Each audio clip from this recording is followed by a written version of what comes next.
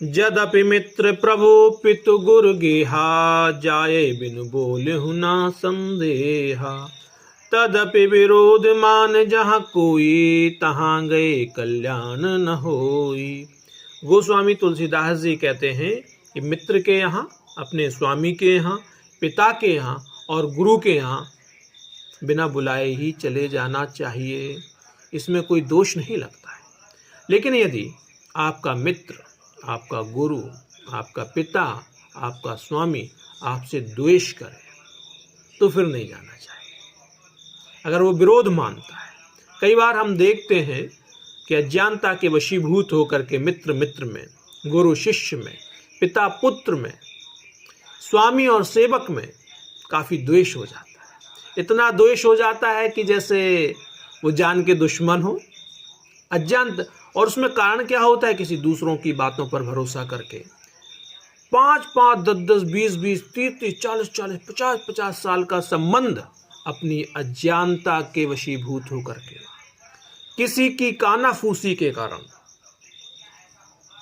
हम तोड़ देते हैं, अविश्वास में परिवर्तित कर देते हैं और ऐसे छल करते हैं कि एक दूसरे के जीवन को बर्बाद कर देना चाहते। लगता ही नहीं है कि ये पिता पुत्र हैं, लगता ही नहीं है कि ये गुरु शिष्य हैं, लगता ही नहीं है कि ये मित्र मित्र हैं, लगता ही नहीं है कि ये स्वामी सेवक हैं।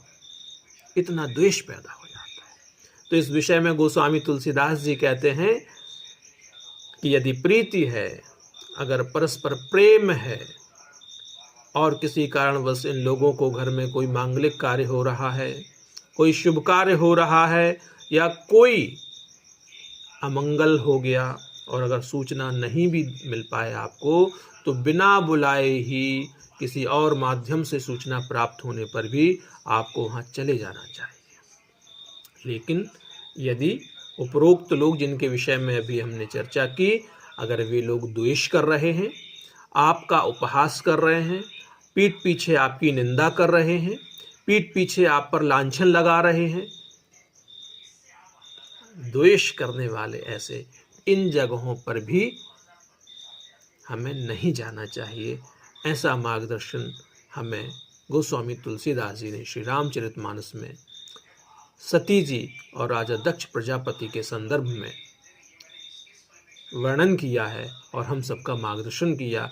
हमने देखा सती जी शिव जी की बिना आज्ञा के दक्ष प्रजापति के यहाँ बिना बुलाए चली गई और जब देखा उन्होंने कि वहाँ पर उनके पति का अपमान हुआ, तो निश्चित रूप